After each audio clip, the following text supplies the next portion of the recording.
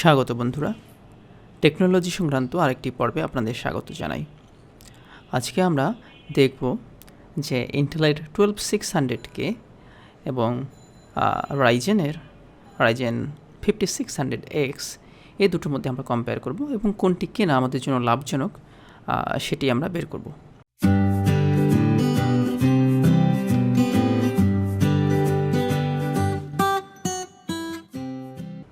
তো বন্ধুরা, ইন্টেল বর্তমানে তাদের নতুন জেনারেশন ইন্টেল 12 জেন লঞ্চ করেছে সম্প্রতি, এবং তার পারফরমেন্স নিয়ে আমরা আলোচনা করব। এবং রাইজেন তাদের গত বছরের যে 5600X বাজারে রেখেছে তার পারফরমেন্স আমরা এখন কম্পেয়ার করব, এবং দুটোর প্রাইস, দুটোর টিডিপি, দুটোর টেম্পারেচার এবং গেমিং পারফরমেন্স আমরা ক্যালকুলেশন করে আমরা নির্ধারণ করব যে কোনটি কেনা আমাদের জন্য লাভজনক। তো বন্ধুরা, আপনারা আমার চ্যানেল নতুন এসে থাকলে দয়া করে সাবস্ক্রাইব করে রাখবেন এবং বেল বাটনে ক্লিক করে রাখবেন। তো বন্ধুরা, আমরা যে কথা বলছিলাম, আমরা ইন্টেলের 12 জেনারেশন i5 12600K এটি নিয়ে আমরা আলোচনা করছিলাম। তো এটি হচ্ছে ইন্টেলের i5 সিরিজের 12 জেনারেশনের টপ লেভেল অর্থাৎ আনলক সিপিইউ। লকড এবং আনলক সিপিইউ বলতে যেটা বুঝি, আনলক সিপিইউ হলো যেটার আপনি ওভারক্লকিং করতে পারবেন, আর লকড সিপিইউগুলোর ওভারক্লকিং করা যায় না। তো ইন্টেলের এই বর্তমান এই সিপিইউটি এর প্রাইস ধরা হয়েছে $289 অর্থাৎ $290 থেকে $300, যে প্রাইস রেঞ্জটি খুবই একটি ভালো।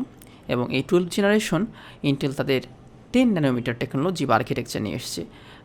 তাদের সর্বশেষ 11 জেনারেশন ছিল কিন্তু 14 ন্যানোমিটার, এবং আমরা জানি যে 11600K রাইজেনের 5600Xকে বিট করতে পারেনি। সুতরাং রাইজেন 5600X তার প্রাইস ছিল $300 এবং বাংলাদেশে প্রায় 30,000 টাকা। এবং এটির আর্কিটেকচার হলো জেন 3, এটি হলো 7 ন্যানোমিটার আর্কিটেকচার। তো এটি 1 বছর আগে পুরনো, যদিও AMD তাদের নতুন কোনো জেনারেশন এখন পর্যন্ত লঞ্চ করেনি। সুতরাং রাইজেন 5600X ইন্টেলের 12600K এর সাথে যুদ্ধ করবে। তো যেহেতু এদের প্রাইস সেম, সুতরাং আমরা এই দুটোকে কম্পেয়ার করছি। তো আমরা এরপরে আসি এর আর্কিটেকচারের মধ্যে যে কোর কাউন্ট কোনটার কত। ইন্টেল তাদের নতুন টাইপসের আর্কিটেকচার নিয়ে এসেছে। তারা এসেছে 2 ধরনের কোর তারা এখানে রেখেছে। একটি হলো পারফরমেন্স কোর, আরেকটি হলো এফিসিয়েন্সি কোর। এফিসিয়েন্সি কোর হলো তাদের পাওয়ার কম লাগে এবং তাদের গিগাহার্টজ বা স্পিড, ক্লক স্পিড কম।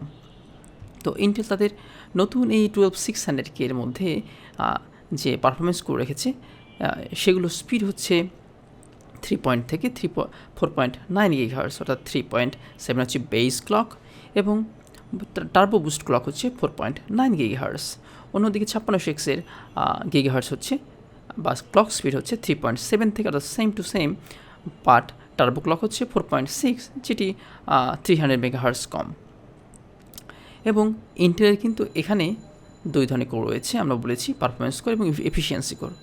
তারা 5600X এর মতো 6টি পারফরমেন্স কোর রেখেছে এবং প্রত্যেকটি কোর হাইপার থ্রেডেড। সুতরাং আমরা 6টি কোর থেকে 12টি থ্রেড পাবো। এবং এখানে ইন্টারেস্টিং হচ্ছে আরও 4টি এফিসিয়েন্সি কোর রয়েছে যেগুলো হাইপার থ্রেডেড নয়। সুতরাং আলটিমেটলি ইন্টেল আমাদেরকে 12+4 16টি থ্রেড দিচ্ছে, যেখানে রাইজেন 5600X মাত্র আমাদের 12টি থ্রেড দিবে। এবং অন্যদিকে কিন্তু ইন্টেল তাদের 11 জেনারেশনে কিন্তু 6টি করে 12টি থ্রেড ছিল তাদের। সেখানে ছিল 14 ন্যানোমিটার আর্কিটেকচার এবং সেখানে ছিল মাত্র 12 মেগাবাইট ক্যাশ। তারা দেখুন 1 বছরের মধ্যে, আমরা সেই জানুয়ারি মাসে লঞ্চ হয়েছিল আর এখন নভেম্বর মাসে, প্রায় 10 মাসের ডিফারেন্সে তারা কিন্তু 12 মেগাবাইট ক্যাশে তারা উন্নীত হয়েছে। এবং L2 ক্যাশ বেড়েছে আরও অনেক গুণ। সেখানে 1.5 মেগাবাইট ছিল, সেখানে 9.5 মেগাবাইট L2 ক্যাশ রেখেছে। এবং ক্যাশ ইমপ্রুভ হওয়ার কারণে আমরা মনে হয় ইন্টেলের 12 জেনারেশনের পারফরমেন্স বেশ ভালো। তো এরপর আমরা আসি পাওয়ার। ইন্টেল 12 জেনারেশন পাওয়ার হাঙ্গি সিপিইউ। এটি যখন আপনার টিডিপি বেস, নর্মালি বেস তারা 125 ওয়াট নেবে এবং ফুললি টার্বো ক্লকে যখন তারা ফুল অল কোর বুস্ট হবে তখন তাদের পাওয়ার কনজাম্পশন হবে আরও বেশি, 150 ওয়াট তারা নিয়ে নেবে। যেখানে 5600X এর পাওয়ার অনেক কম, মাত্র 65 ওয়াট।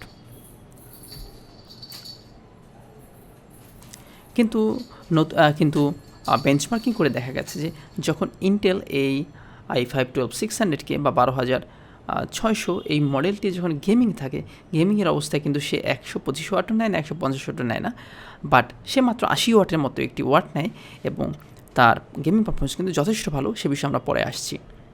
এবং ইন্টেলের কিন্তু এই সিপিইউগুলোর মধ্যে প্রত্যেকটির মধ্যে আইজিপিইউ বা ইন্টিগ্রেটেড গ্রাফিক্স প্রসেসিং ইউনিট রয়েছে এবং এতে আনা হয়েছে ইন্টেল আইজিপিইউ 770, অর্থাৎ ইউএইচডি 770, যেখানে 11 জেনারেশনের ছিল ইউএইচডি 750 এবং এর ফ্রিকোয়েন্সি হচ্ছে 300 মেগাহার্টজ থেকে 1450 মেগাহার্টজ পর্যন্ত, অর্থাৎ 1.45 গিগাহার্টজ পর্যন্ত, যেটি ইন্টেল 11600K থেকে সামান্য একটু ইমপ্রুভ করা হয়েছে, যেখানে 0.35 থেকে অর্থাৎ 350 মেগাহার্টজ ছিল বুস্ট, সেখান বেস ক্লক, সেখান থেকে তারা 1.3 গিগাহার্টজ পর্যন্ত ছিল, আর এখন হলো 1.45 গিগাহার্টজ, অর্থাৎ গ্রাফিক্স পাওয়ার বা গ্রাফিক্স ইউনিটেরও ইমপ্রুভমেন্ট হয়েছে।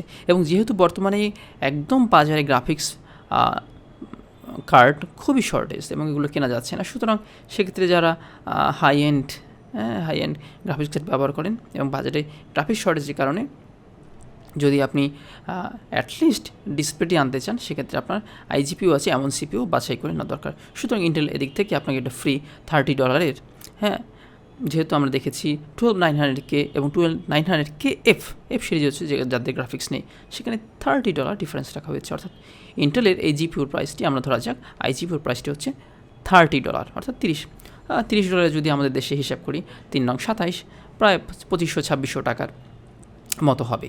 ওকে, যাই হোক, এবং এর পারফরমেন্স কিন্তু আমাদের বাজারে যে একেবারে লোয়েস্ট, হ্যাঁ, GT 730 বা 710 যে গ্রাফিক্স কার্ডগুলো রয়েছে তার থেকে কয়েক গুণ বা 2 থেকে 3 গুণ বেশি। ওকে, এটা খারাপ নয়। এবং ইন্টেলের এই জেনারেশন কিন্তু PCI এক্সপ্রেস অর্থাৎ PCI জেনারেশন কিন্তু 5 আনা হয়েছে, হ্যাঁ, 5 আনা মানে আপনার 5 তো চলবেই আর প্রিভিয়াস জেনারেশনগুলো চলবে। অন্যদিকে 5600X কিন্তু শুধুমাত্র PCI এক্সপ্রেস 4, হ্যাঁ, পরবর্তী জেনারেশন হয়তো AMD তাদের PCI এক্সপ্রেস 5 নিয়ে আসবে।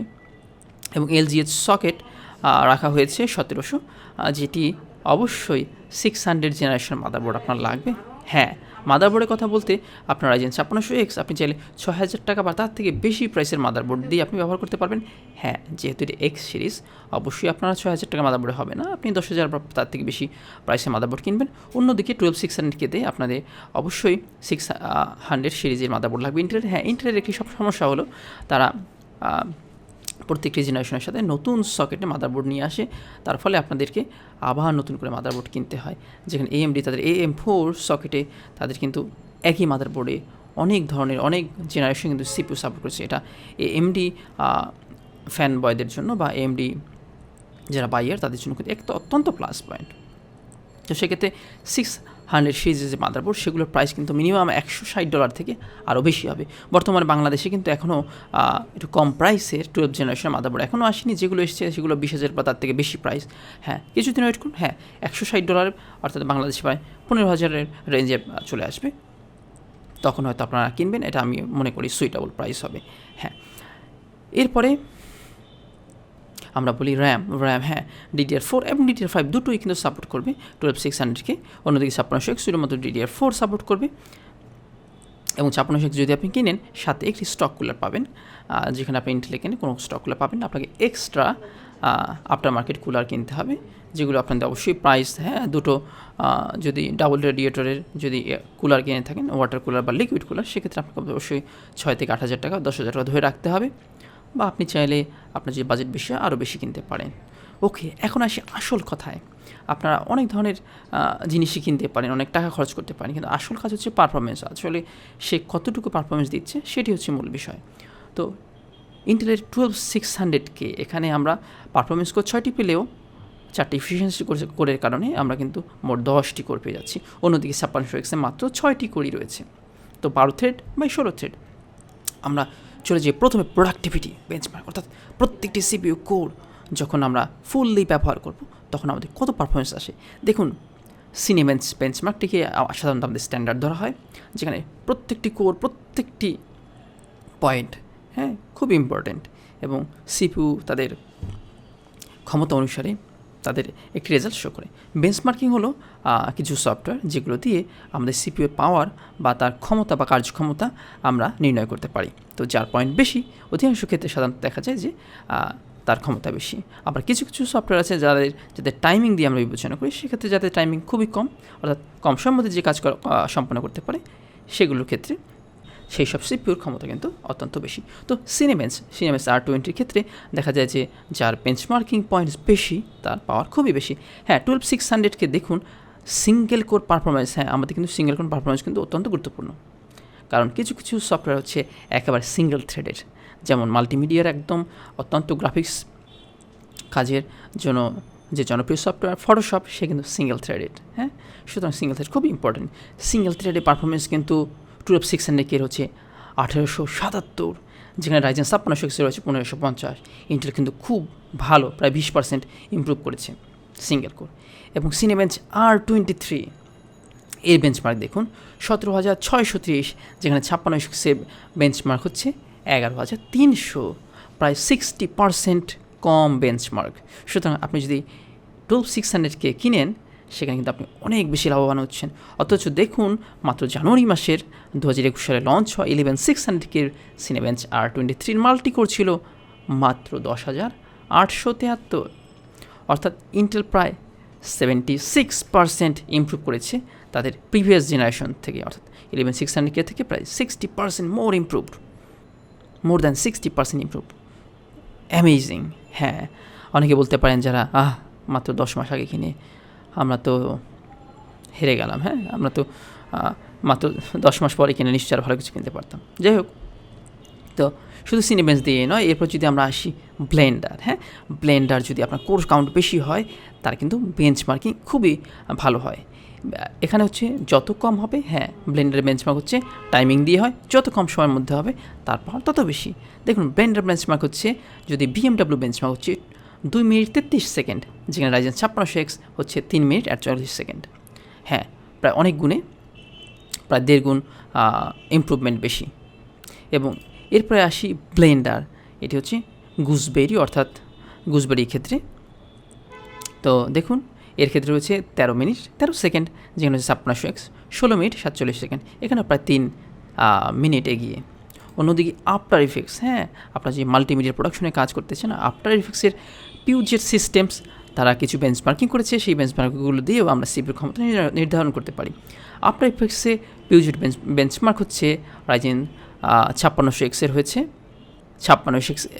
আফটার ইফেক্টসের ক্ষেত্রে 5600X রয়েছে দেখুন 1359, যেখানে 12600 রয়েছে 1290। 5600X সামান্য এগিয়ে আছে। অন্যদিকে ফটোশপের ক্ষেত্রে দেখুন, যেখানে 1218 সেখানে রয়েছে 5600X 1074। হ্যাঁ, এক্ষেত্রেও i5 এগিয়ে। অন্যদিকে প্রিমিয়ার প্রো যারা ভিডিও এডিটিং করেন, তারা কিন্তু মাল্টিকোর সিপিইউ কিন্তু খুবই পছন্দ করেন, যত বেশি কোর তত বেশি ভালো পারফরমেন্স।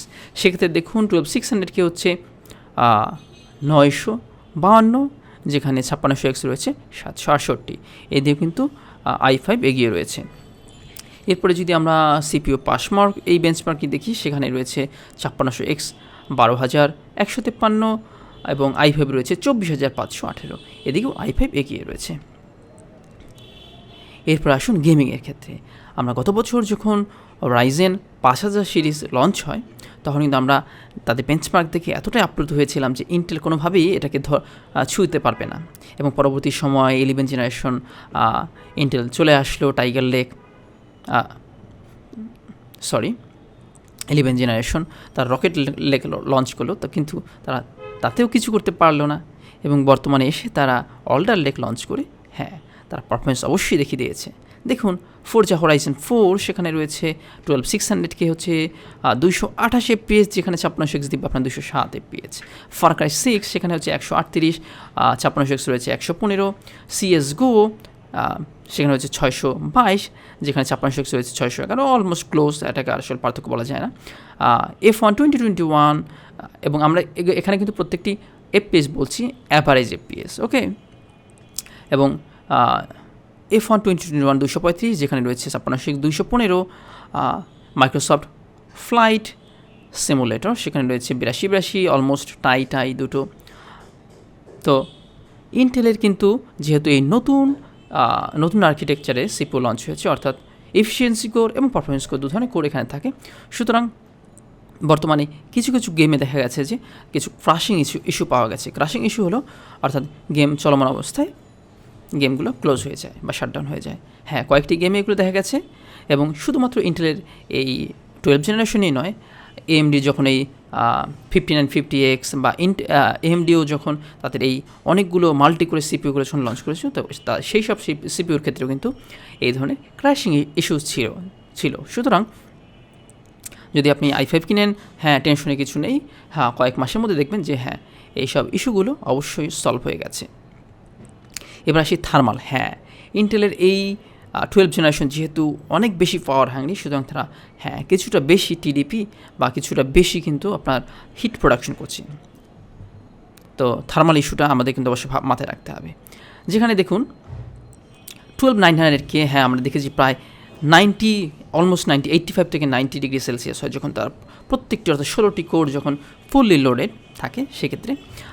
কিন্তু দেখা গেছে যখন গেমিংয়ের ক্ষেত্রে আসে 12900K, আমরা কিন্তু 12600K কথা বলছি না, 12900K, সেক্ষেত্রেও দেখা গেছে গেমিংয়ের ক্ষেত্রে দেখা যাচ্ছে তারা অর্থাৎ অলমোস্ট 70 থেকে 75 ডিগ্রি সেলসিয়াসের মধ্যে থাকে। এবং 12600K অত্যন্ত দারুণ, এবং বাজারে কিন্তু 12900K থেকে কিন্তু 12600K কেনা অত্যন্ত লাভজনক এবং দারুণ। কেন সেটা আপনাকে বলছি। আমরা এতক্ষণ পর্যন্ত বেঞ্চমার্কিংগুলো বললাম, এবং not only the gaming but also the production বেঞ্চমার্কিংগুলো, হ্যাঁ প্রোডাক্টিভ বেঞ্চমার্কিংগুলো, সেক্ষেত্রেও দেখলাম যে 12600 কিন্তু অত্যন্ত দারুণ বেঞ্চমার্ক। এবং থার্মালসের ক্ষেত্রে কিন্তু এটি অত্যন্ত ভালো। এই থার্মালস কন্ডিশন কিন্তু মাত্র 65 থেকে 70 সেলসিয়াস, এবং গেমিংয়ের ক্ষেত্রে আরও কম, প্রায় 60 ডিগ্রি সেলসিয়াস, যেখানে 5600 গেমে থার্মাল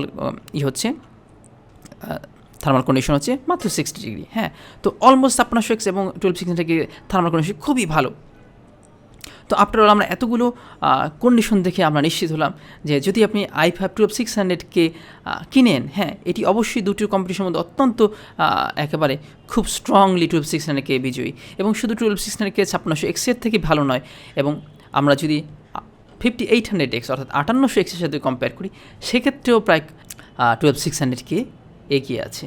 এবং অলরেডি আমরা দেখেছি অনলাইনে যেহেতু 5800X এর প্রাইস কিন্তু আরও বেশি ছিল, এবং তারা অলরেডি প্রাইস কাট করে হ্যাঁ 12600K এর কাছাকাছি $300 কিন্তু ডাউন করেছে।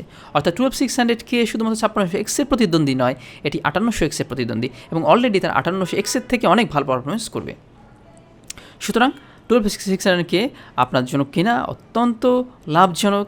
হ্যাঁ, আপনি মাল্টিকোর পারফরমেন্স পাচ্ছেন অনেক বেশি, হ্যাঁ প্রায় অলমোস্ট 5900X, অর্থাৎ 12 করে যে রাইজেন 5900X রয়েছে তার সমমানের পারফরমেন্স পাচ্ছেন আপনি। এবং গেমিংয়ের ক্ষেত্রে, প্রোডাক্টিভিটির ক্ষেত্রে, গেমিংয়ের ক্ষেত্রে তার থেকে রাইজেনের সবগুলো সিপিইউর থেকে কিন্তু বেশি এপিএস পাচ্ছেন। সুতরাং এটি কেনা অত্যন্ত লাভজনক। শুধু কয়েকটি পয়েন্ট হচ্ছে, হ্যাঁ মাদারবোর্ডগুলো যেহেতু প্রাইস একটু বেশি এবং DDR5 র্যামের একটু প্রাইস বেশি, এগুলো হয়তো আপনার কিছুদিন ওয়েট করতে হবে। এবং মাদারবোর্ডের প্রাইস 15,000 প্লাস বা 20,000 দিয়ে আপনি কিনতে পারেন আপনি চাইলে, বাট 15,000 রেঞ্জটা আমার কাছে সুইটেবল মনে হয়, কারণ সিপিইউর প্রাইস যেহেতু 30,500 টাকা, আপনি 15,000 টাকা মাদারবোর্ড কিনেন, এটা আপনার জন্য বেস্ট হবে। সুতরাং আমরা দেখতে পেলাম যে 12600K একেবারে খুব সহজেই বিজয়ী, এবং এটি কেনা আমাদের জন্য অত্যন্ত লাভজনক। তো বন্ধুরা, ভিডিওটি ভালো লেগে থাকলে ভিডিওটিকে লাইক দিবেন, যদি কোনো মতামত থাকে নিচে কমেন্টে করে লিখবেন, আর হ্যাঁ চ্যানেলটি সাবস্ক্রাইব করবেন, বেল বাটনে ক্লিক করবেন। ভালো থাকবেন, সুস্থ থাকবেন, এখন পর্যন্তই ধন্যবাদ।